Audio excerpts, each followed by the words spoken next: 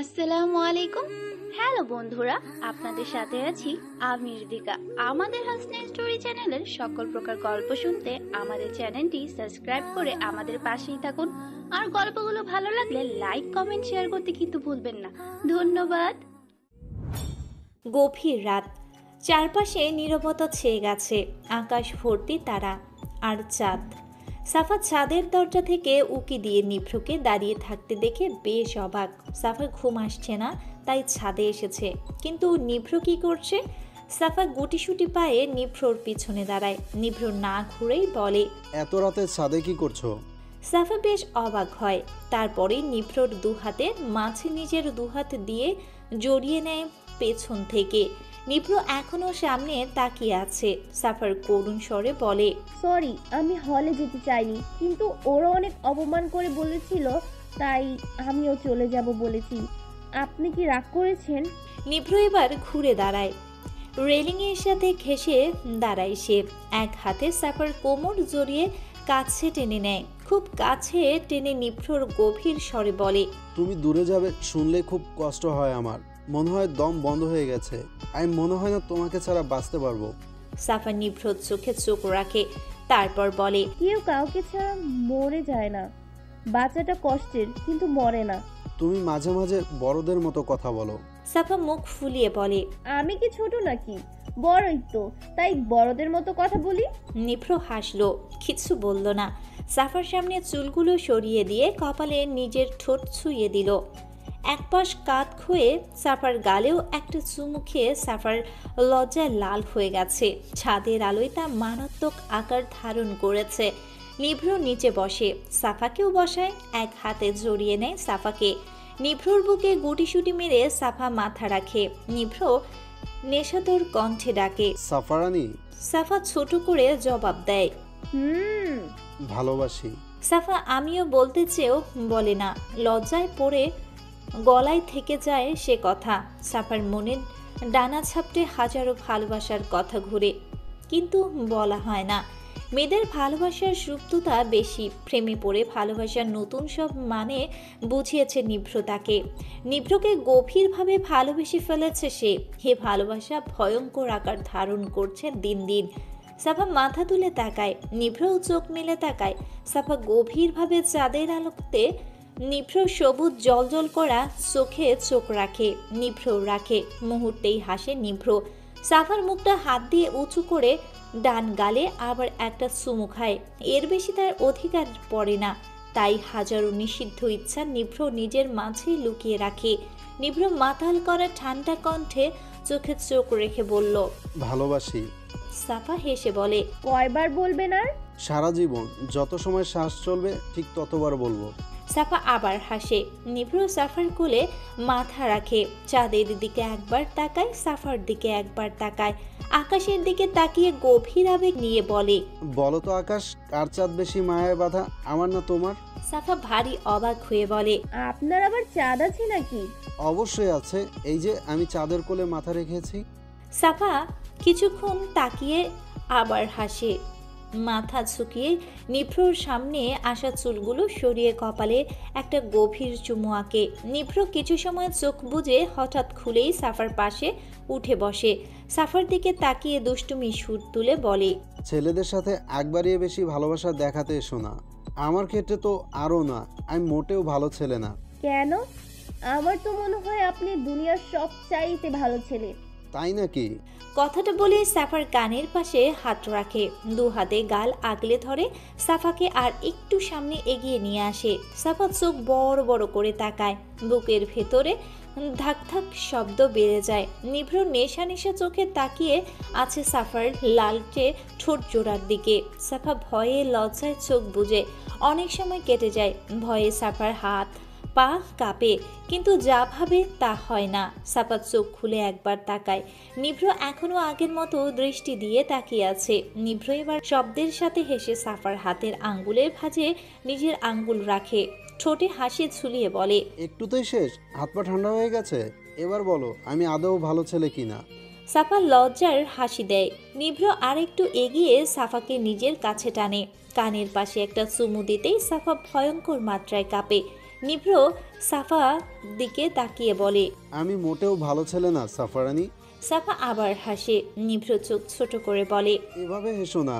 মরে যেতে ইচ্ছে হয়, ডুব দিতে ইচ্ছে হয়, ভাসতে ইচ্ছে হয়, ভয়ঙ্কর সব ইচ্ছেরা জাগে। ভালোবাসা জড়িয়ে আছে দুজন দুজনের সাথে। চাঁদ লজ্জা পেয়ে মেঘের আড়ালে লুকিয়েছে। শীতল বাতাস এসে গায়ে বাড়ি খাচ্ছে। ভালোবাসা ভয়ঙ্কর। এর রূপ নিজেকে পরিবর্তন না করলেও কিন্তু আশেপাশের সব পরিবর্তন করার ক্ষমতা রাখে। সাফার চুলের কাঠি খুলে ফেলে নিভ্র। বিশাল চুলের ভাঁজে মুখ লুকায়। মাতাল করা চুলের ঘ্রাণ, বাতাসেও কেমন মাতাল করা হাওয়া বইছে।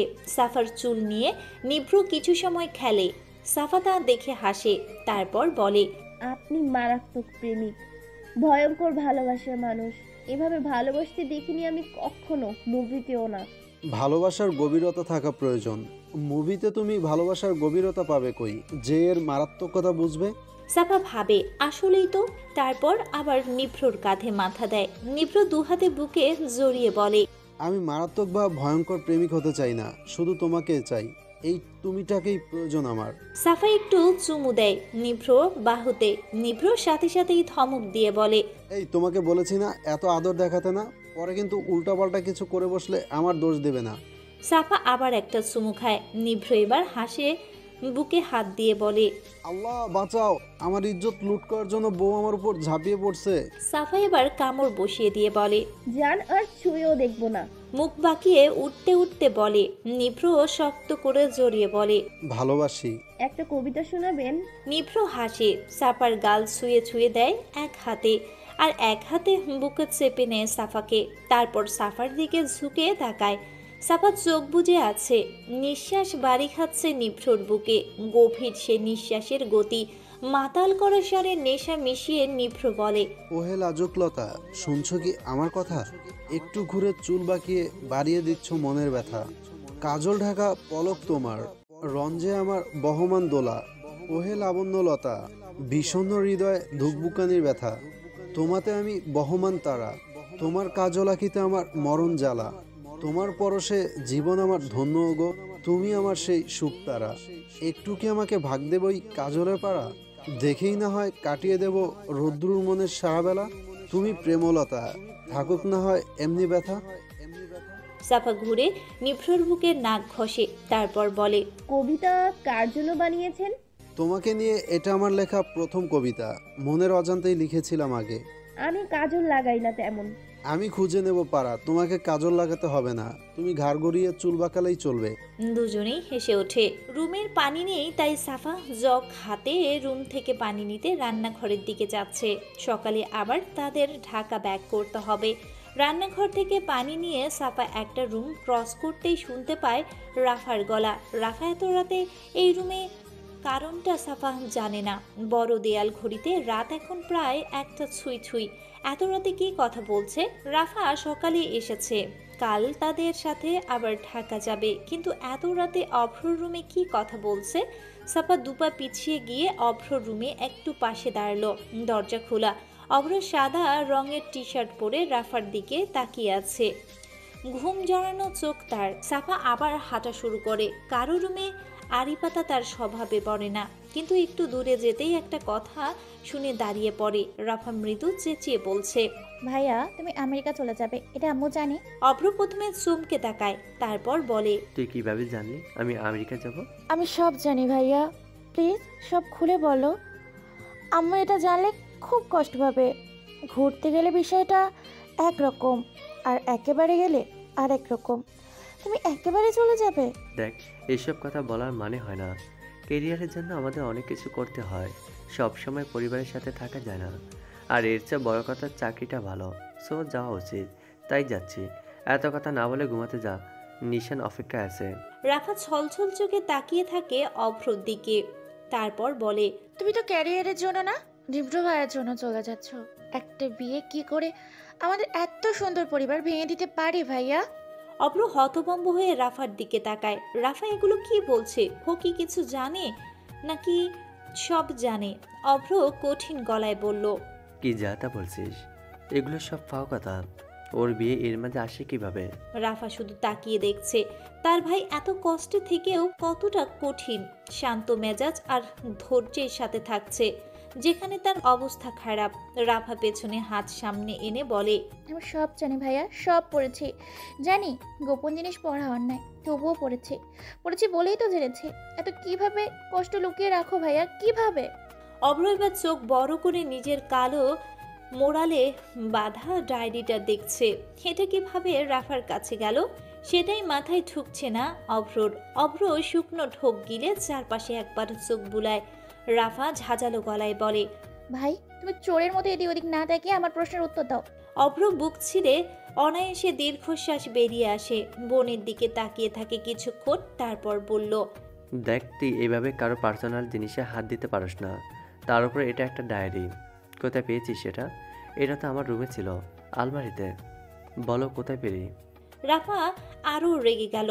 একটা প্রশ্ন করছে, তার উত্তর না দিয়ে নানা প্রশ্ন করছে। রাফা রাগী গলায় বলে, ভাইয়া প্রশ্ন যা করেছি তার উত্তর দাও আগে। কি প্রশ্ন? ডায়েরির সব সত্য। অভ্র বিরক্তির সাথে বলে, পড়া হয়ে গেছে, তাহলে প্রশ্ন করছিস কেন? জানাস তো। রাফা স্তব্ধ হয়ে তাকিয়ে থাকে কিছুক্ষণ। গলা বসে যাচ্ছে তার, কিছু বলতেও পারছে না। অনেক কষ্টে বলল, একটা মেয়ের জন্য আমাদের পরিবার ভাগ হয়ে যাবে ভাইয়া। অভ্র চোখ ছলছল করে ওঠে, কি বলবে ভেবে পায় না। নিজেকে সামলিয়ে নিয়ে বলে, দেখ রাফা, যা জানোস আর যা পড়ছস সব তোর মাঝেই যাতে থাকে, নিব্র বা অন্য কেউ যাতে না জানে। প্লিজ বলবি না। কি বলবো না ভাইয়া? এইভাবে তুমি আমাদের ছেড়ে, আব্বু আম্মুকে ছেড়ে সবাইকে ছেড়ে চলে যাবে? এটা হয় না। তুমি যেতে পারো না, তাহলে আমিও সবাইকে সব বলে দিব। দেখ, ফাজলামি করবি না, এটা আমার মেটার। নাক গলাবি না। আর বিয়ের জন্য বা ওদের জন্য আমি কোথাও যাচ্ছি না, নিজের জন্য যাচ্ছি। রাফা ভারী অবাক হওয়ার গলায় বলে, তোমার জন্য কিভাবে বলো? রাফা বাদ দে, এখন তো যাচ্ছি না, বিয়ের পরে যাব। এসব ড্রামা বন্ধ করে যা এখন। বলবে না তো? ঠিক আছে, আমিও সবাইকে বলে দিব। কথাটা বলেই রাফা দরজার দিকে পা বাড়ায়। অভ্র রাফার হাত টেনে খুব শক্ত করে জড়িয়ে ধরে। রাফার শাড়ির কাঁধে পাশ ভিজে ওঠে। রাফা অবাক তার ভাইয়ের কান্না দেখে, এতটা কিভাবে হয়ে গেল তাই একটুও খেয়াল করেনি। ভাইয়ের এত কষ্ট জমা ছিল। রাফা সান্ত্বনার গলায় বলল, ভাই তুমি কান্না করছো? অভ্র কথা বলে না, চুপ করে শুধু নিঃশব্দে চোখের জল ফেলছে। মনটা ভারী ভারী হয়ে আছে। কলিজায় মনে হয় পাহাড় সমান ভার কেউ তুলে দিয়েছে। অভ্র কখনো কাঁদে না, কিন্তু তার জীবনটাই হঠাৎ ঝড়ের মতো এলোমেলো হয়ে গেছে। এতটা কষ্ট কেন হচ্ছে জানে না সে। রাফা সান্ত্বনার ভাষা হারিয়ে ফেলেছে। অভ্র কান্নাজড়িত কণ্ঠে বলে, আমি পারি না রাফা, আর পারছি না। কষ্ট হয় খুব। এত কষ্ট আগে কখনো হয়নি। এতটা আমি কিভাবে কারোর প্রতি আসক্ত হয়ে গেলাম জানি না। সব কেমন এলোমেলো হয়ে গেছে। আমি কি করব রাফা বল? ওদের একসাথে দেখলেই কলিজা পড়ে, জঘন্যভাবে পড়ে, দম বন্ধ হয়ে আসে। মনে হয় আর বেশিক্ষণ দেখলেই আমি মারা যাব। আমি এতটাই অসহায়, ওকে চাইতেও পারি না। কিভাবে চাইব? নিব্র জীবন হয়ে গেছে ও। ওকে চাইলে তো নিব্র বাঁচবে না। আর এদিকে আমি নিঃশ্বাস নিতে পারছি না। এখনই এসব দেখতে পারছি না। বিয়ের পরে যদি আমি নিজের ওপর কন্ট্রোল করতে না পারি, সব কথা আবেগ অনুভূতি লুকিয়ে রাখতে না পারি, তখন তো নিব্র প্রচণ্ড কষ্ট পাবে। ওকে কষ্ট দিতে পারবো না, কিছুতেই না। আমি কি করব বল? রাফা বাকরুদ্ধ হয়ে দাঁড়িয়ে আছে। এতটা ভালোবাসা তার ভাইয়ের মনে সাথে কতটা বিরহের কষ্ট কি বলবে বুঝেই উঠতে পারছে না। অভ্র বিছানায় বসে চশমাটা খুলে বিছানায় ছুঁড়ে দেয়। রাফা পাশে বসে। অভ্র চোখ শূন্যে ভাসছে। কিছু সময় থেমে আবার বলল, আমি জানি সবাই কষ্ট পাবে, কিন্তু ধীরে ধীরে সব ঠিক হয়ে যাবে। আমি থাকলে কিছু ঠিক হবে না, তাই বিয়ের পরের দিনই চলে যাব। রাফা কেন যেন রাগ হলো। ভাইয়ের কষ্ট তাকে সব ভুলিয়ে দিয়েছে, তাই কঠিন গলায় বলে, ও না আসলেই ভালো হতো আমাদের জীবনে। মন চাচ্ছে পেছনে গিয়ে ওকে বাদ দিয়ে আমরা সবাই আগের মতো থাকতাম। রাফা কিসব বলছিস? ওর কি দোষ? প্রেম ভালোবাসা হঠাৎ হয়, আর একজনকে শুধু একজনই ভালোবাসতে পারে এটা তো না। ওকে দুজনেই ভালোবাসে। এখন এ তো ওর কি দোষ? ও তো বলেনি। আর ও যাকে ভালোবাসে তার সাথেই থাকতে চাইবে, এটা স্বাভাবিক। আমারটা একতরফা, আর একতরফা ভালোবাসা দিয়ে কি হবে বল? অভ্রর চোখ আবার ভরে ওঠে। ভালোবাসা তো ভালোবাসাই হয়, একতরফা যেমন দুই তরফাও তেমন। সবার অনুভূতি একই, বিরহে সবারই একই কষ্ট হয়। রাফা বুঝে উঠতে পারছে না কি করবে, তবু ভাইয়ের দুহাত নিজের হাতের ভাঁজে নিয়ে বলল। তুমি এতটা ভালো কিভাবে বাঁচতে পারলে ভাই? অভ্র অশ্রুসিক্ত চোখে হেসে ফেলে, আনমনে উদাসীনভাবে বলে, জানি না, তবে ও এমনই যে সবারই ভালোবাসতে ইচ্ছে করবে। তুই নিজেও তো কত ভালোবাসোস, আদর করস, এতটা কিন্তু আগে কারোর জন্য আমি দেখিনি। রাফাও হাসে, ঠোঁটে হাসি রেখে বলল, আসলেই ও এমন, শুধু ভালোবাসতেই মন চায়, একটু টক একটু ঝাল আবার একটু মিষ্টি। হুম, প্রথম দিন আমার কোমর ভেঙেছে, সরি বলে আবার হুমকি দামকি দিয়ে বলে যাতে প্রতিশোধ না নিই। কথাটা বলে হো হো করে হেসে দেয় অভ্র, তারপর বলে, আর কেমন বোকা বোকা কথা বলে, ইংলিশ একদম পছন্দ না তার। এটা যে আবিষ্কার করেছে তাকে হাতের কাছে পেলে খুন করবে। আরও কত কি। ক্লাসে গেলে আমার শুধু ওর হি হি করে হাসা মুখটা দেখতে ইচ্ছে করে। আর আমাদের বাসায় আসার পর থেকে তো আমাকে মোটেও ভয় পায় না, ক্লাসে চোখ মারে মাঝে মাঝে। তখন আমার কি অবস্থা হয় জানোস না? হাসবো না রাখবো বুঝিই না। কখনো এত হাসে মনে হবে হাসির রানী, কখনো এত কান্না করে মনে হয় কান্না দেবী। আর রাগগুলো সুন্দর, সবই সুন্দর, ওর কথাগুলো তো আরো সুন্দর, বোকামিগুলো দেখে মজা পাওয়ার মতো। রাফা আগ্রহের সাথে সব শুনছে, এতটা মনোযোগ দিয়ে সাফাকে তার ভাই পর্যবেক্ষণ করত, এটা তো সে কখনোই দেখেনি। ইস, কত নিখুঁতভাবে সব তুলে ধরছে। রাফা কিছুক্ষণ ভাইয়ের দিকে তাকিয়ে থাকে, মেয়েটার কথা বলতেই মুখটা চকচক করে ওঠে। রাফা এবার প্রশ্ন করে বলে, কবে থেকে ভালোবাসতে বলো তো? অভ্র রাফার দিকে তাকিয়ে আবার চোখ ফিরিয়ে বলে, জানি না, নিব্রুর সাথে দেখি খুব কষ্ট হতো, তখন থেকে ফিলিংসটা আঁকড়ে ধরেছে।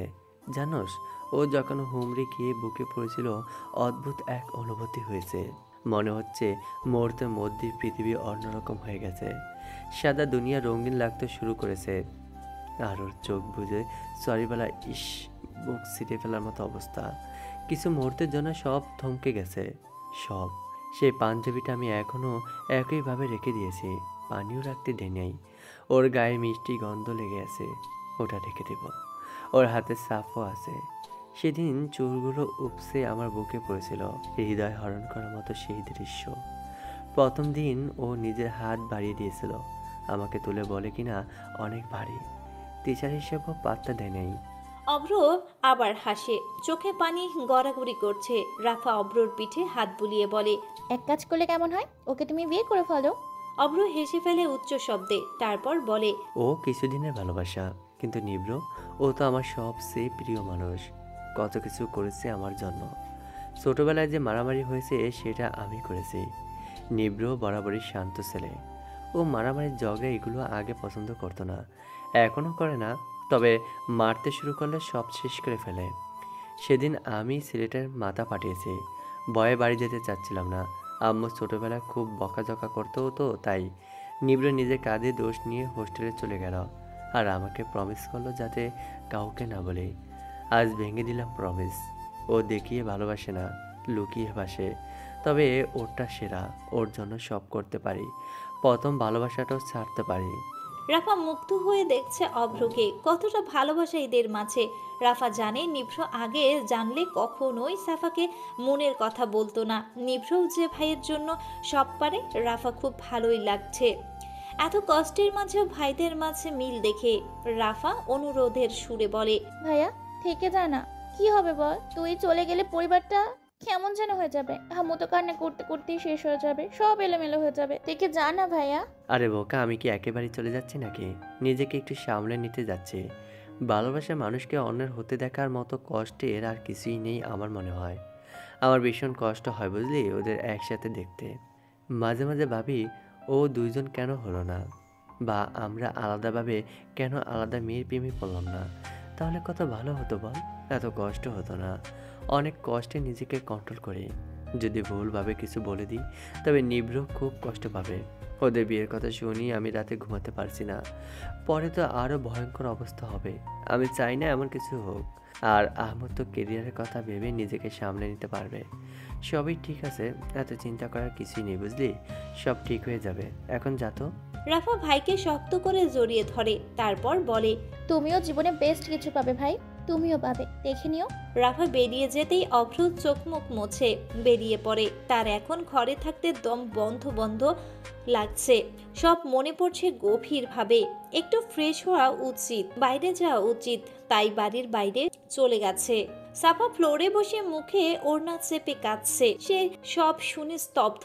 তার নিজেরই কাছে নিজেকে খুব ছোট মনে হচ্ছে। তার জন্য এত সুন্দর পরিবারের এমন অবস্থা, কিভাবে সে এটা পারলো? সাফা উঠে দাঁড়ালো। রুমে ঢুকে উকি দিতেই বিছানায় ডায়েরিটা দেখতে পায়। সাফার দম বন্ধ হয়ে আসছে, চোখের পানি যেন থামছেই না। বড্ড অপরাধী লাগছে নিজেকে। তার জন্য, শুধুমাত্র তার জন্য অভ্র দেশ ছেড়ে পরিবার ছেড়ে চলে যাচ্ছে। সাফার সব ঘুরছে। স্বপ্নেও সে এমন কিছু ভাবেনি। কি করবে না করবে কিছু মাথায় আসছে না। এত সুন্দর পরিবারে যারা কিনা তাকে এত ভালোবাসা দিয়েছে, তাদের সে কিভাবে এতটা কষ্ট দিতে পারে? পরিবার কি? সাফা এতদিন এদের দেখে শিখেছে। এদের পরিবার এখন ভেঙে যাবে তার জন্য? সাফা ফুপিয়ে কেঁদে ওঠে। মেয়েরা তো ঘর পরিবার তৈরি করে, সাজিয়ে রাখে, যত্নে রাখে, তাদের মধ্যেই পরিবার তৈরি হয়। তাহলে সে কিভাবে সব ভাঙবে? এটা সে কিভাবে করবে? পরিবার সবচাইতে গুরুত্বপূর্ণ। সাফা চোখে পানি, তার জামার গলার অংশ ভিজে গেছে। সাফা ডায়েরিটা হাতে নিয়ে নাড়াচাড়া করে, কিন্তু খোলার সাহস পাচ্ছে না। তার প্রচণ্ড কান্না পাচ্ছে। কাঁদতে কাঁদতে সাফা ফ্লোরে বসে পড়ে। ডায়েরিটা কয়েক পাতায় এলোমেলো করে উল্টায়, আবার বন্ধ করে ফেলে। পড়ার ইচ্ছা, সাহস দুটো নেই। প্রচণ্ড ভয়ও লাগছে তার। সাফা ডায়েরি কাট করতে গিয়ে একটা ছবি পড়ে যায়। সাফা হাত দিয়ে নিজের চোখের সামনে ধরতেই সে নিজেকে দেখতে পায়। তার কান্নার বেগ বাড়ে। ছবিটা দেখেই তার আরও বেশি খারাপ লাগছে। সাফা সেদিন লাইব্রেরিতে টেবিলে হাত দিয়ে ঘুমানোর ছবি এটা।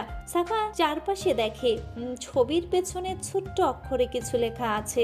সাফা পড়ে, বলা হয়নি তোমায়, ছোঁয়া হয়নি তোমায়, বিজানা হয়নি এক পশলা বৃষ্টিতে আমার। তুমি তো আকাশ, আকাশ শুধু দেখা যায়, তোমার মতোই ছোঁয়া যায় না। হাত বাড়িয়ে ব্যর্থ হতে হয়, আমিও তেমন ব্যর্থ, তবুও কিছু করার নেই। মনের কাছে আমি বাধ্য, এর উপরে জোর নেই। তাই না চাইতো না পেলেও, না চেয়ে দেখলো আমার মন তোমাকে ভালোবাসে। সাফা আর দাঁড়ালো না। সে কিছুতেই তাদের এত সুন্দর পরিবার ভাঙতে দিবে না। মা থেকে ছেলেকে দূরে সরাতে পারবে না, ভাই থেকে ভাইকে আলাদা করতে পারবে না, কিছুতেই না। নিভ্রর কথা মনে পড়তেই সাফার কান্না আরও বেড়ে যায়। নিভ্রকে সে সত্যি খুব ভালোবেসে ফেলেছে। প্রথমে তো এতটা কষ্ট হয়নি, তবে এখন কেন হচ্ছে?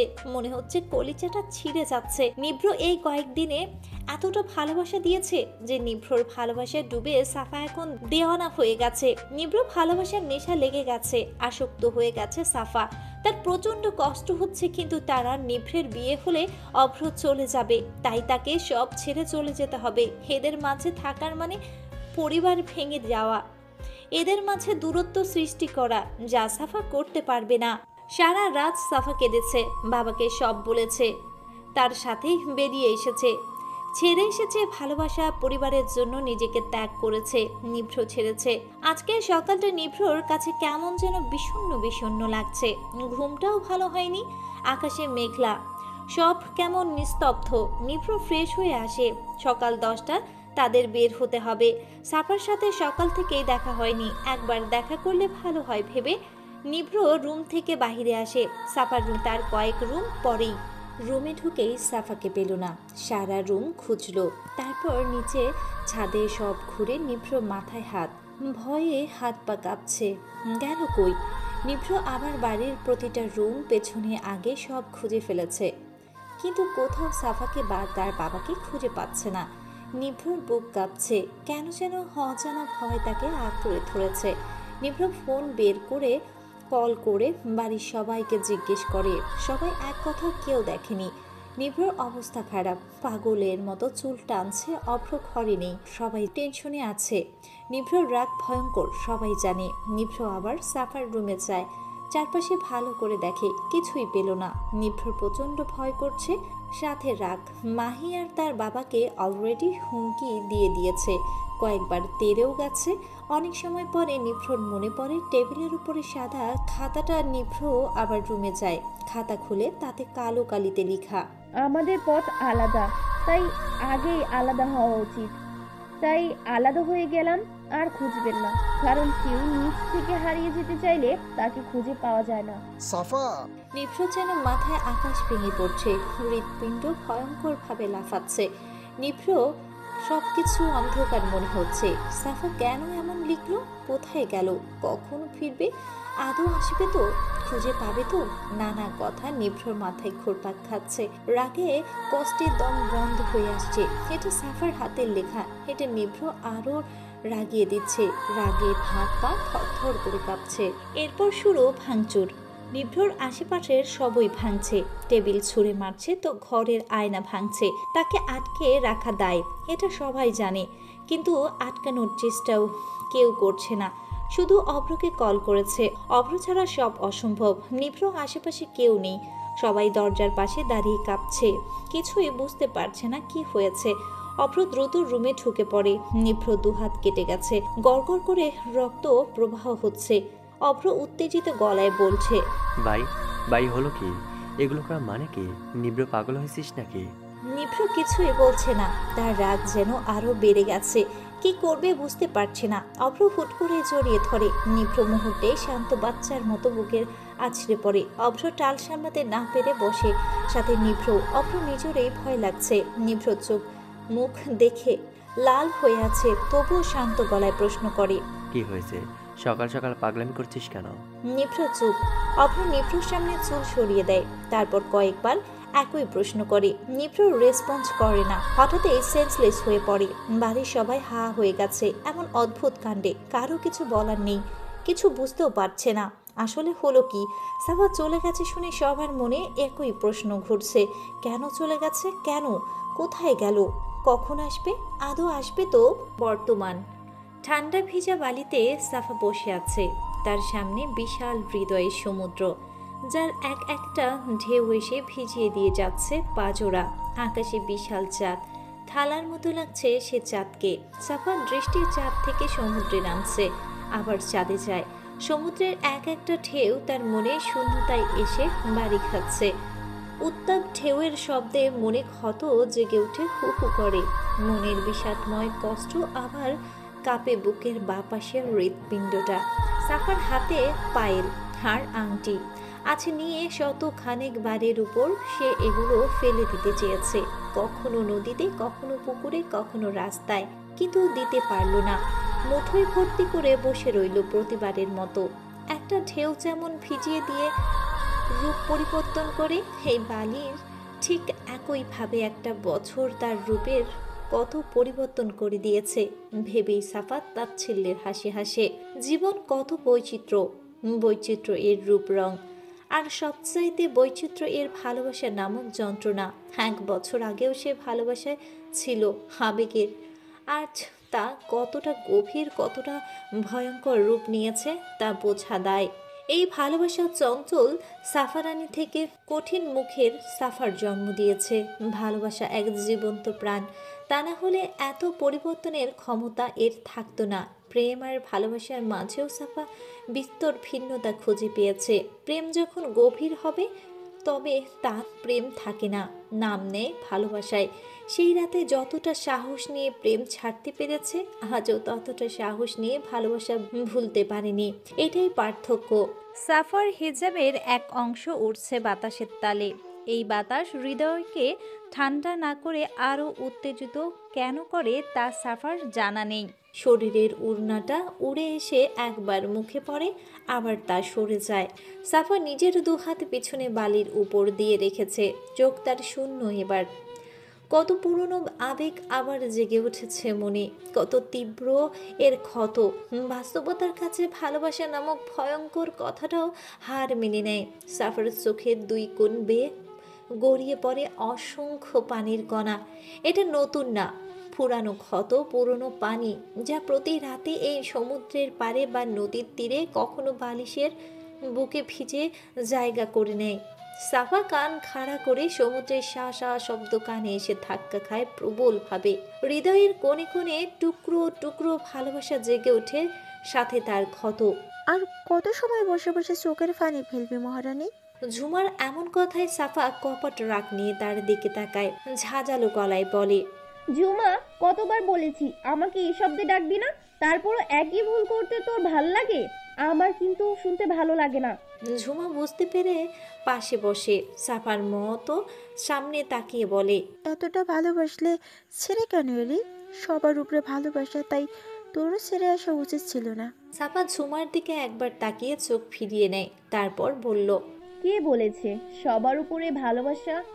আমি যদি বলি সবার উপরে ভালোবাসার মানুষগুলো, ওই একই ব্যাপার।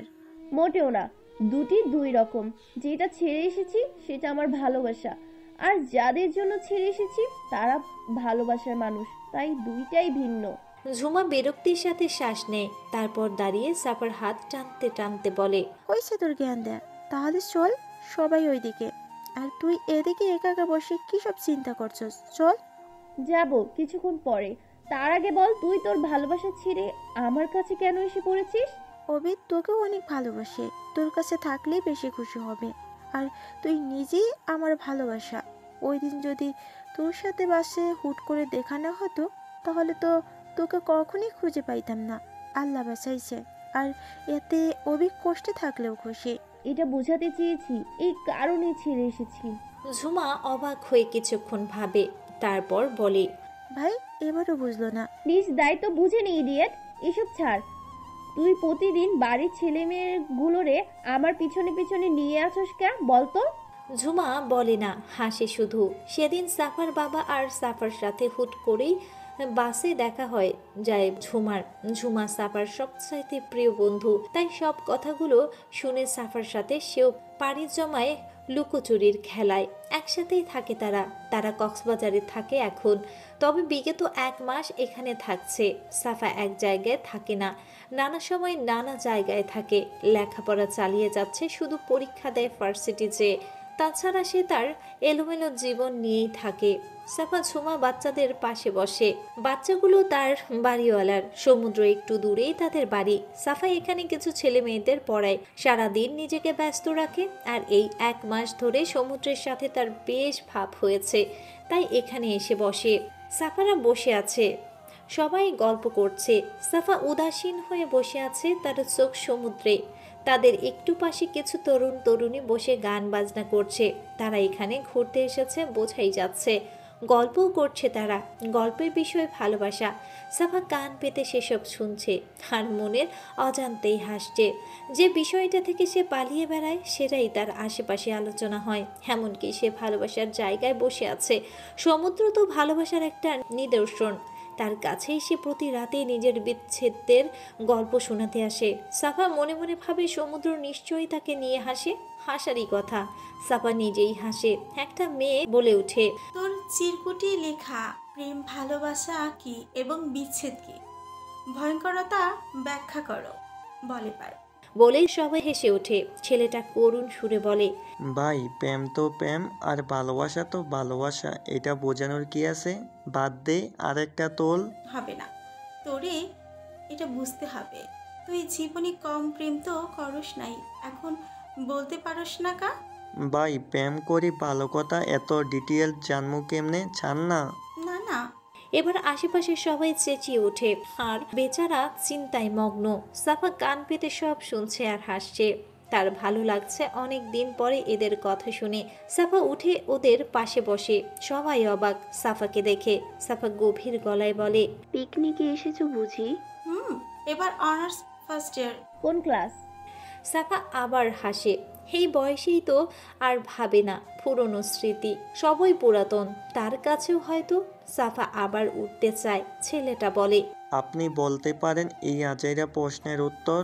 সাফা ঘুরে তাকায়, চোখে মুখে কঠিন দৃষ্টি। ছেলেটা দাঁত কেলিয়ে হেসে বলে, না মানে আপনি এই কথাটা শুনেই এদিকে এসেছেন তাই বললাম। রাগ করলেন? সরি। সাফা আবার বসে। ঝুমা দূর থেকে দেখে সাফা সমুদ্রের দিকে চোখ রাখে, একদম গভীরে। তারপর বলা শুরু করার ভঙ্গিতে বলে, প্রেম জীবনে একটা অদ্ভুত পিস্টার।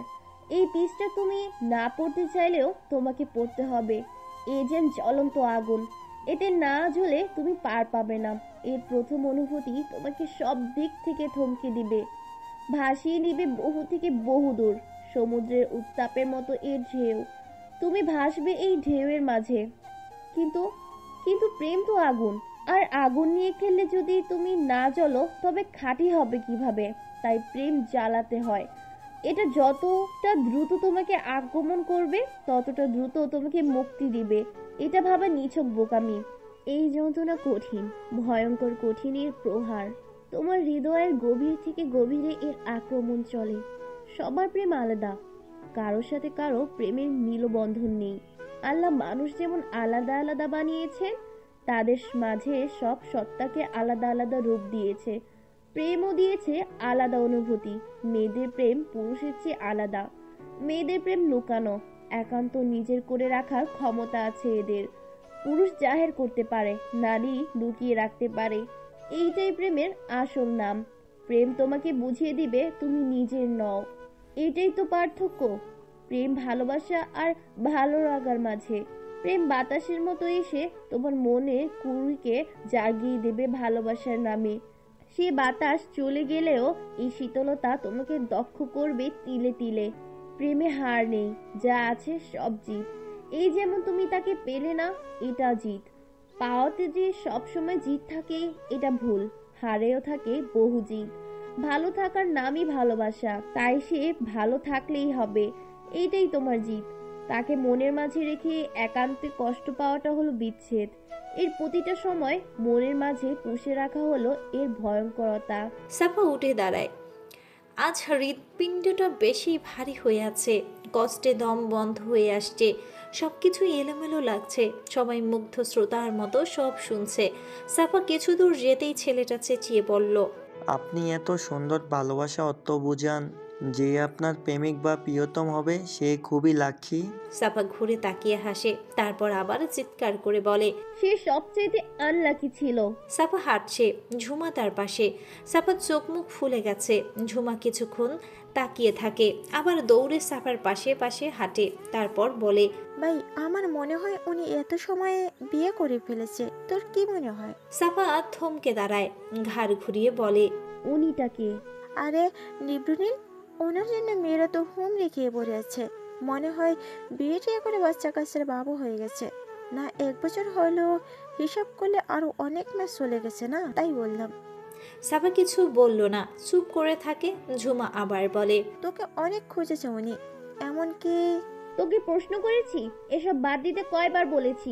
তুই আমার সাথে কথাই বলিস না, ফালতু। সাফা বাড়ির ভিতরে ঢুকে যায়। ঝুমা মাথায় হাত দিয়ে দাঁড়িয়ে থাকে কিছুক্ষণ, তারপর সেও ঢুকে যায়। নিব্র ঘরের প্রতিটা জিনিস নিখুঁতভাবে ভেঙেছে। টিভি থেকে শুরু করে সোফা, সব আসবাবপত্র ভেঙে ফেলেছে। এতে তার পরিবারের প্রতিটি মানুষ খুশি। নিব্র যেদিন জিনিস ভেঙে সেদিনই সবার সাথে 2-4টা কথা বলে, এতেই তারা খুশি। আজও ভেঙেছে, কিন্তু আজকে নিব্র বেশি রিয়েক্ট করছে, চিৎকার চেঁচামেচি করছে, বলছে, কয়বার বলেছি মেয়েদের আমার কেবিনে পাঠাতে না, কয়বার? তবু কেন পাঠালে, কেন? কথাটা বলে টেবিলের গ্লাস ছুঁড়ে মারে। রাগে চোখ মুখ লাল হয়ে আছে। সবাই এবার ভয় পাচ্ছে। অভ্র পাশেই দাঁড়িয়ে আছে, কিছুক্ষণ আগে ঘরে ঢুকেছে। ঢুকে এসব দেখছে। নিভ্র বুকে হাত দিয়ে এবার বসে পড়ে। হঠাৎ করেই সেন্সলেস হয়ে পড়ে। অভ্র ডাক্তারকে কল করছে। নিভ্রকে তার রুমে রাখা হয়েছে। ফ্যামিলির সব মেম্বারের অবস্থা খারাপ, তার উপর আজ কি এমন হয়েছে নিভ্র এতটা হাইপার, এটা অনেকেই বুঝতে পারছে না। ডক্টর কঠিন গলায় বলে, দেখো, আমি আগেও বলেছি, এখনো বলছি, ওকে কন্ট্রোল করো। নিভ্রর হার্ট দিন দিন প্রচন্ড দুর্বল হয়ে পড়েছে, এতে হার্ট অ্যাটাকের সম্ভাবনা অনেক বেশি। তাই ওর এত উত্তেজিত হওয়া মোটেও ভালো না। ইফতেকার হু হু করে কেঁদে দেয়। আজ নিভ্রর এতটা হাইপার হওয়ার পেছনে তিনি দায়ী। এক সুন্দরী মেয়েকে নিভ্র সহকারী পোস্টের জন্য নিজে সুপারিশ করে পাঠিয়েছে। মেয়েটাও ডক্টর, যেটা নিভ্রর মেজাজ আরও খারাপ করে দিয়েছে। তিনি কি করবে? তার ছেলে দিন দিন উন্মাদের ন্যায় পরিণত হচ্ছে। এতদিন পরে ভালো হয়েছে, এখন যদি আবার অসুস্থ হয়ে পড়ে, সে ভয়েই তিনি চাচ্ছে নিভ্র নিজের জীবনে এবার এগিয়ে যাক। কিন্তু নিভ্র আজ এতটা হাইপার হয়ে এটা তিনি বুঝতেই পারেনি। ছেলের এমন খারাপ অবস্থা আর নিতে পারছে না তিনি। সাফা নামের মেয়েটাকে পেলে যে কি করবে তিনি নিজেও জানে না। সব তার জন্যই হয়েছে। এত ভালোবাসার প্রতিদান এভাবে দিল, কিভাবে পারলো? ইফতেখার আবার কেঁদে ওঠে। শাখওয়াত স্ত্রীর দিকে তাকালো না। ছেলের চিন্তায় তার ঘুম হয় না। বাড়ির সবাই চিন্তিত হয়ে আছে। শাখওয়াত বললেন, ওকে কন্ট্রোল করা আমাদের হাতে নেই, এটা তুই জানোস আশিক, তবুও কেন বলস? ডাক্তার আশিক মুখ ভার করে বললেন, জানি, তবুও করতে হবে। আর সাফাকে খুঁজে বের করে। আমি এত কিছু বুঝি না। তোরা কিসের এত বড় লোক বলতো? এত কিসের পাওয়ার? এসব পানিতে ফেলে দে। একটা পুষ্কু মেয়েকে খুঁজে বের করতে পারলি না, মর তোরা। আর তুমি সাখাওয়াত, ছেলের প্রতি মনোযোগী হও সবাই। আমার লাইফে আমি এমন ভয়ঙ্কর প্রেমিক দেখিনি। ভালোবাসা যে এতটা ভয়ঙ্কর আর ডেসপারেট করতে পারে, নিভ্রকে না দেখে বুঝতেই পারতাম না। আল্লাহ, একজন হার্ট সার্জন তবুও নিজের প্রতি এত উদাসীন কেন? আল্লাহ সাফাকে ফিরিয়ে দেয়। আমার এত বছরের ক্যারিয়ারে এই প্রথম রোগীর জন্য ওষুধ না, একজন ভালোবাসার মানুষকে চাইছি। ওই মেয়ে বাদে আমার মনে হয় না নিভ্র জীবিত থাকবে। সরি, খারাপ লাগলেও কিছু করার নেই। এতদিন ওর ট্রিটমেন্ট করে আমি এটাই বুঝেছি। কথাগুলো বলেই তিনি থামলেন, দীর্ঘশ্বাস ফেললেন। কিছু সময় বাড়ির সবাই কেঁদে দিয়েছে। রাফা তো প্রচন্ড চিৎকার করেই কাঁদছে। নিশাত তাই তাকে নিয়ে রুমের বাহিরে চলে গেল। আশিক আবার বলল, অভ্র রেগুলার ওষুধ দিবে, এখন আসো। ঘুমের ইঞ্জেকশন দেওয়া হয়েছে, ঘুমাবে এখনো। তোমরা প্লিজ ওকে খুঁজে বের করো।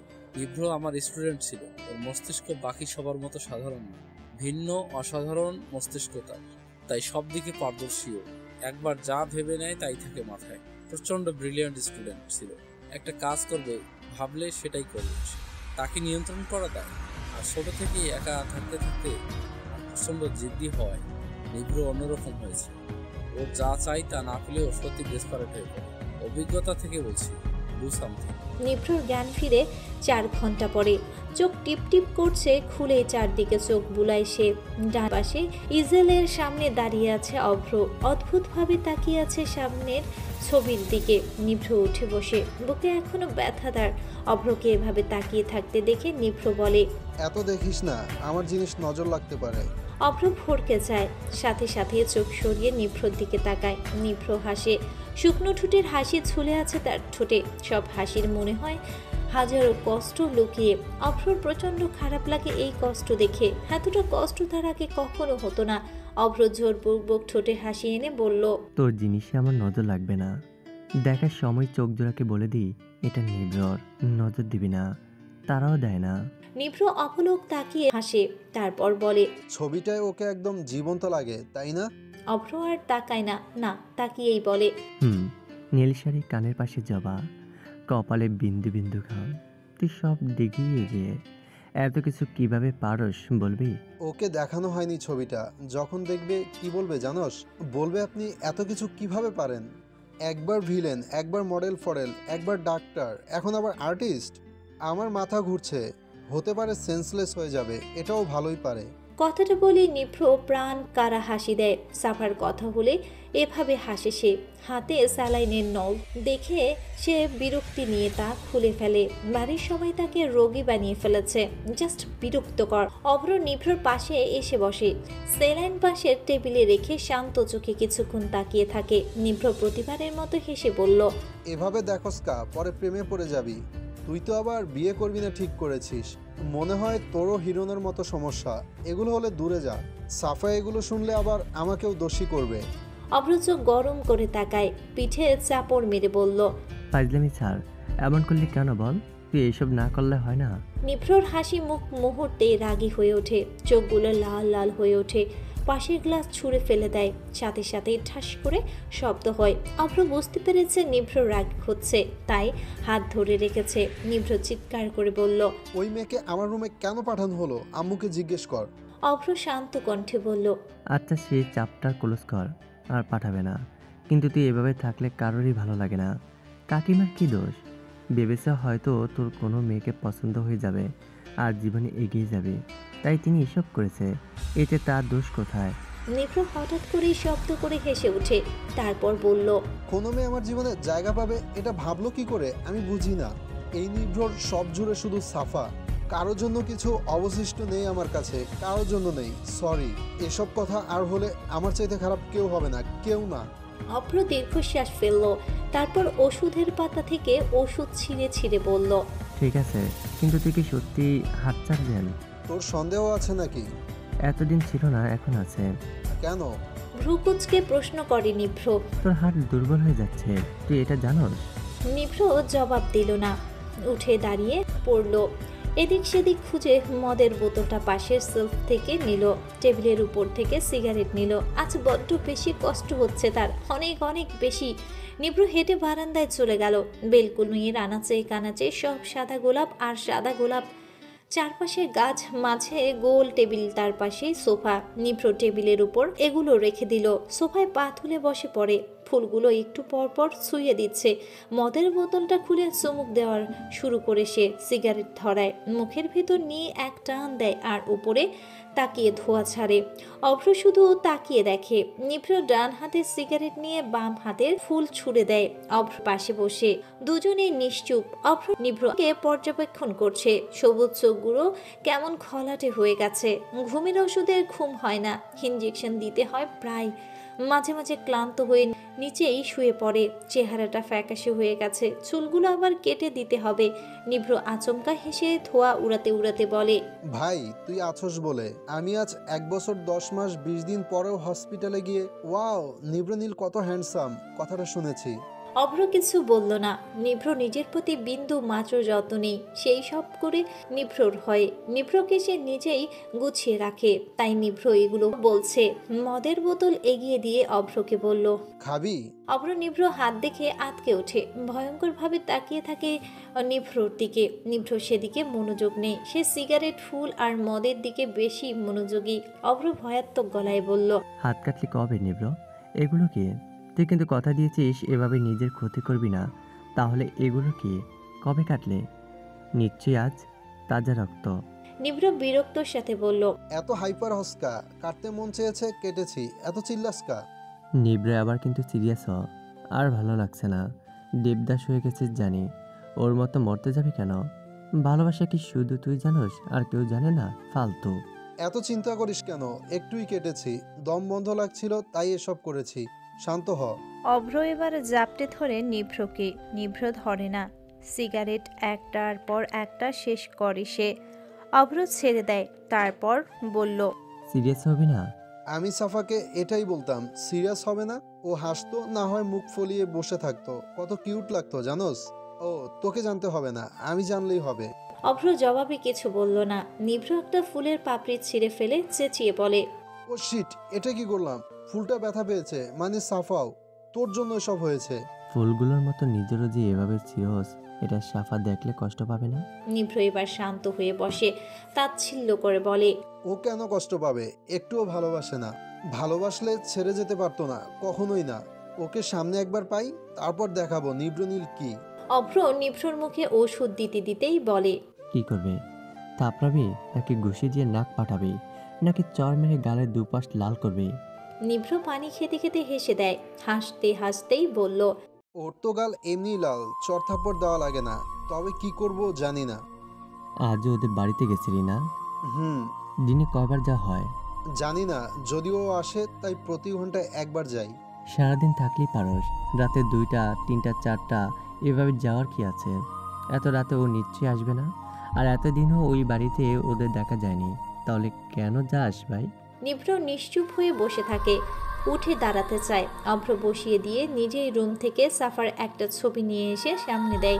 নিভ্র ছবিটা কয়েক পলক দেখে তারপর বুকে জড়িয়ে ধরে। অভ্র সোজা হয়ে বসে বলে, তোর হার্টের প্রতি যত্নবান হতে হবে নিব্র। নিভ্র চোখ বুজে ছবির বুকে জড়িয়ে মাথায় কাত করে সোফায় পিঠে রাখে, তারপর বলে, হৃৎপিণ্ড তো আমার কাছে নেই, থাকলে অবশ্যই যত্ন নিতাম। অভ্র বিচলিত হয়ে বলে, নেই মানে? ওটা তো সাফাকে দিয়ে দিয়েছি, ওর কাছে আছে।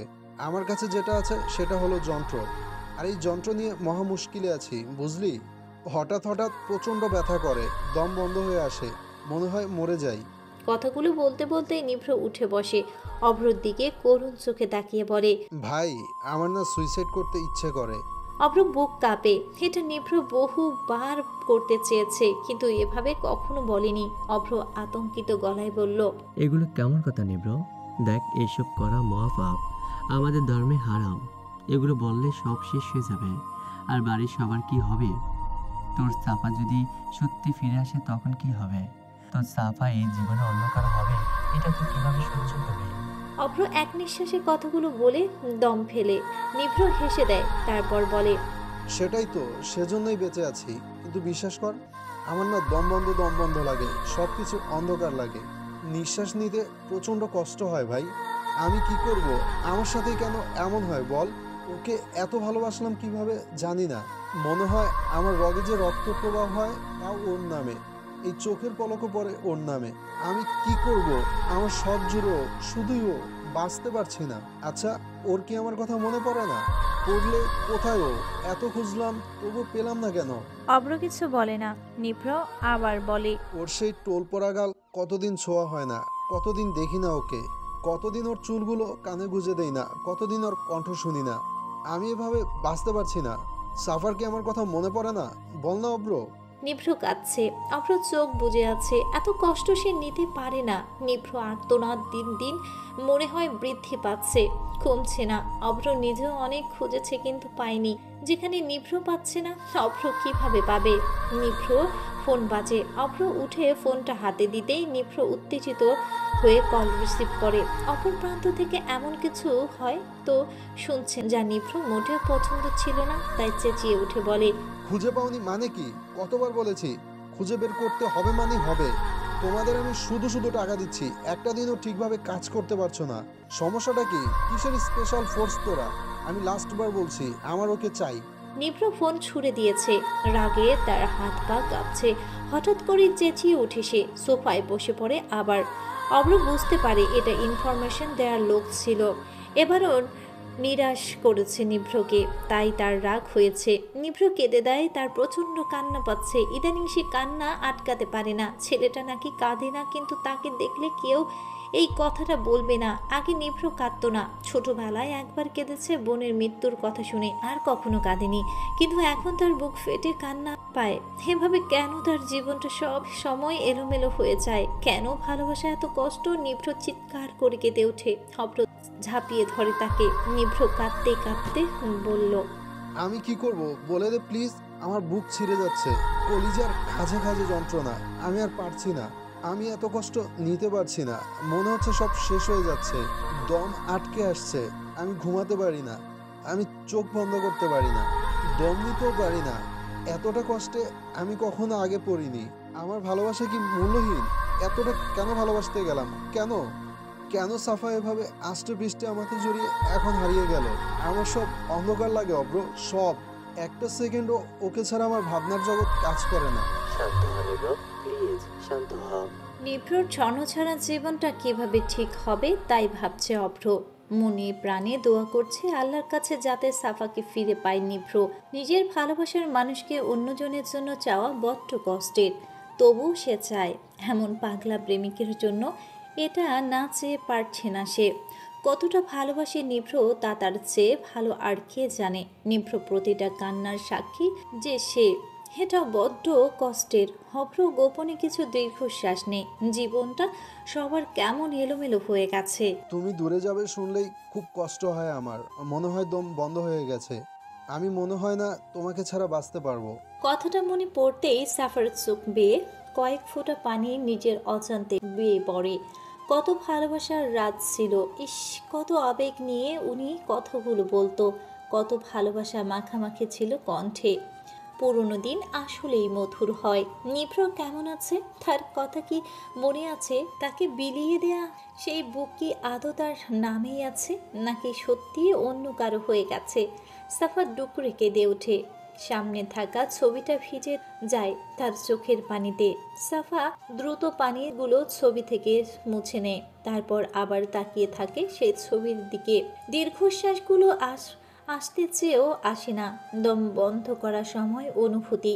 সাফা এখন আর প্রেমের উপন্যাস পড়ে না, প্রেম কাহিনী শোনে না, প্রেমের গল্পে মনোযোগ দেয় না।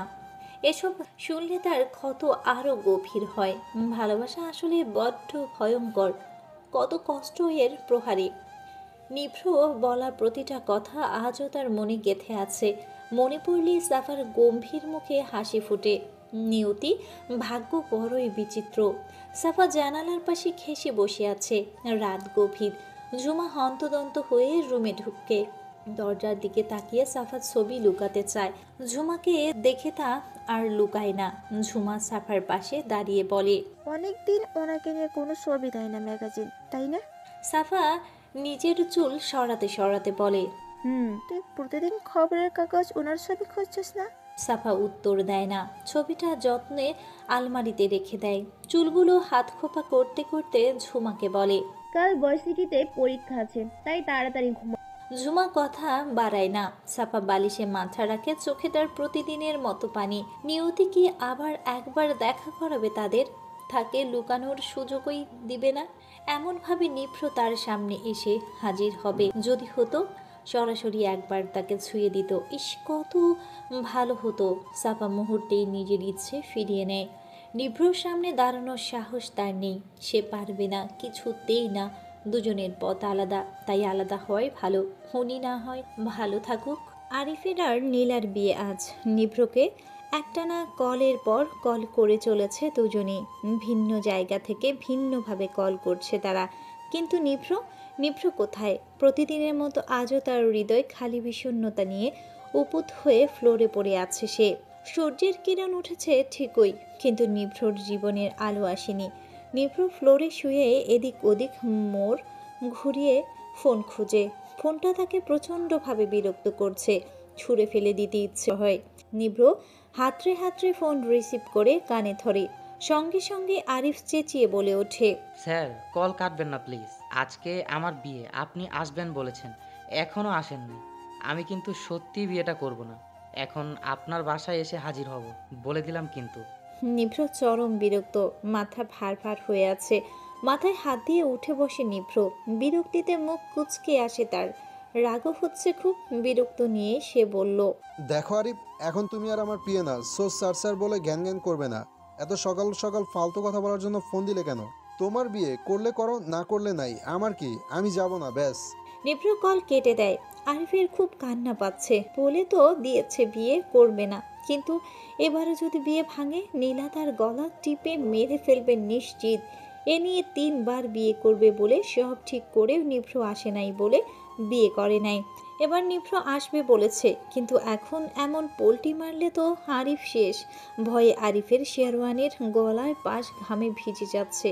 সে পড়েছে দোটানায়। নীলাকেও চায়, সাথে নিভ্রকেও। আরিফ পাশে থাকা টেবিল থেকে গ্লাস ভর্তি পানি নিয়ে ঠক ঠক করে খেয়ে নেয়। নীলা তো কিছু মনে করবে না, কিন্তু তার বাবা মা নিশ্চিত তাকে অন্য কোথাও বিয়ে দিয়ে দিবে। তখন তার কি হবে? কথাটা ভেবেই আরিফের গলা শুকিয়ে গেছে। তবুও সাহস নিয়ে আর একবার নিভ্রকে কল করে। নিভ্র রিসিভ করে না। কয়েকবার দিতেই আবার ছাঁচালো গলায় বলে নিভ্র, আরিফ, আমার এগুলো ভালো লাগে না। এত মানুষ গিজগিজ করা, তার উপর মেয়ে গায়ে হামলে পড়ে। আমার এসব জাস্ট বিরক্ত লাগে। রংবিহীন দুনিয়া আমার, তাই বিয়ের মতো রংমহল জায়গা আমার ভালো লাগে না। বুঝতে কেন পারছো না? আরিফ বিনীত সুরে বলল, স্যার সব বুঝলাম, তবুও আপনাকে ছাড়া নীলা বিয়ে করতে চায় না, তাই। নিভ্র আর বলতে না দিয়ে নিজেই বলল, এই তোমাদের সমস্যা কি বলো তো? নীলা বলে আরিফ আমাকে ছাড়া বিয়ে করতে চায় না, আর তুমি বলো নীলা চায় না। আসল কারণ বলো তো? আরিফ দীর্ঘ করে একটা শ্বাস নিয়ে সাহস সঞ্চার করে বলল, আপনাকে ছাড়া আমরা দুজন বিয়ে করব না। আপনি কি চান না আমরা বিয়ে করি? প্লিজ স্যার, 3বার বিয়ে ভাঙছে, আমার আর ভাঙিয়েন না। আসেন না প্লিজ। আপনি না আসলে এবারও বিয়ে করব না, শেষ কথা আমার। নিভ্র কিছু বলার আগে আরিফ কল কেটে দিল। নিভ্রর মেজাজ চরক গাছ। রাগে ফোন ছুড়ে দিয়ে আবার ভাবে তার জন্য আশেপাশে সবাই কত কষ্টে আছে, কিন্তু সে কি করবে? তার এসব ভালো লাগে না। নিভ্র উঠে দাঁড়ায়। আরিফের বিয়ে এবার ভাঙুক সে চায় না। নিভ্র সামনের রুম থেকে পর্দা ঠেলে ভেতরে যায়। আলমারি থেকে নিজের জামা কাপড় বের করে। হঠাৎ চোখ যায় সাদা সাদা একটা ওড়নার দিকে। সাফার এখানে যত জামা কাপড় ছিল সব নিভ্র নিজের আলমারিতে সুন্দর করে গুছিয়ে রেখেছে। নিজের আলমারিতে বেশিরভাগ জায়গা সাফার জন্য খালি করে ফেলেছে। সব সাফার শাড়ি দিয়ে ভরাবে। নিভ্র ওড়নাটা হাতে নেয়। ধুলো ধুলো পায়ে বিছানার সাথে ঠেসে বসে নিভ্র। ওড়নাটা নিজের মুখের উপর মেলে চোখ বুঝতেই সাফা তাকে হকি স্টিক দিয়ে বাড়ি মেরে ওড়নাটা উড়িয়েছিল, সে দৃশ্য তার চোখের সামনে ফুটে ওঠে। নিভ্র হাসে, নিজেকে উজাড় করে শ্বাস নেয়। সাফার গায়ের গন্ধ মেখে আছে ওড়নায়। নিভ্র ওড়না গুটিয়ে নেয়, আলমারিতে সুন্দর করে ভাঁজ করে রাখে, একটু চুমুও দেয় ওড়নার উপরে। তারপর ওয়াশরুমের দিকে পা বাড়ায়। সাদা শার্ট আর কালো প্যান্ট পরে বেরিয়ে আসে, ইন করে না। এলোমেলো হয়েই সাফার ছবির সামনে দাঁড়ায়, কিছুক্ষণ তাকিয়ে থাকে, তারপর বলে, আরিফ বিয়ে করছে, আমাদেরও এতদিনে বিয়ে হয়ে যেত, তাই না? হাসছো কেন? সত্যি হয়ে যেত। ফিরে এসো, তোমার সব দোষ ক্ষমা করে দেব। এত কষ্ট দিয়েছ, তাও মাফ করে দেব। বিশ্বাস করো, সব ভুল ক্ষমা করে দেব। ফিরে এসো। তুমি জানো না, তোমাকে ছাড়া আমার দম বন্ধ হয়ে আসে, তবুও কেন এত দূরে তুমি? আমার নিঃশ্বাস নিতে বড্ড কষ্ট হয় সাফারানি, বড্ড বেশি এই কষ্ট। তুমি হিনা হৃদয় নামক যন্ত্রে ভাঙচুর হয় প্রকটভাবে। তুমি ছাড়া আমার সব অন্ধকার সাফারানি। ফিরে কি আসবে না? আবার আলোয় ভরিয়ে দেবে না? আমার আকাশ অন্ধকার, তুমি নামক জোনাকির আলো ছাড়া। ফিরে এসো। নিভ্র সাফার ছবিতে তার কপালে চুমু খায়, ছবির দিকে তাকিয়ে থাকে অনেকক্ষণ। মুখ চিরে বেরিয়ে আসে দীর্ঘশ্বাস, তারপর চাবি নিয়ে বেরিয়ে যায়। কি কপাল আমার, কত ভালো ভার্সিটি রেখে এখন ন্যাশনালে পড়তে হচ্ছে। ঝুমার এমন কথা শুনে সাফা বিরক্ত প্রকাশ করে, মাথা পাশ ফিরিয়ে বলে, তোকে কে আসতে বলেছে? আমি তো বলিনি। নিজেই কেন পেছন পেছন আসতে গেলে? ঝুমা মন খারাপ করে বলল, সরি দোস্ত, এমনি মজা করছি। তোর কি আজকে মোটাও? সাফা টেবিল থেকে বইগুলো নিতে নিতে বলল, আমার কখনোই মন খারাপ থাকে না।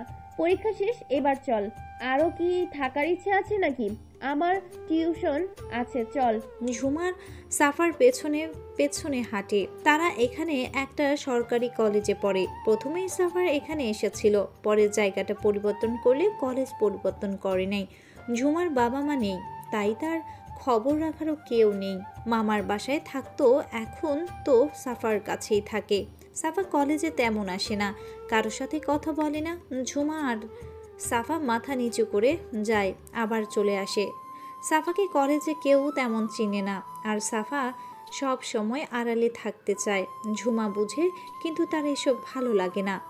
কিন্তু মনে মনে ধীরভাবে চায় নিভ্র সাফার সামনে দাঁড়াক। রিকশায় উঠতেই পাশে ফুচকার দোকান দেখে ঝুমা বলে, চল আজ ফুচকা খাই।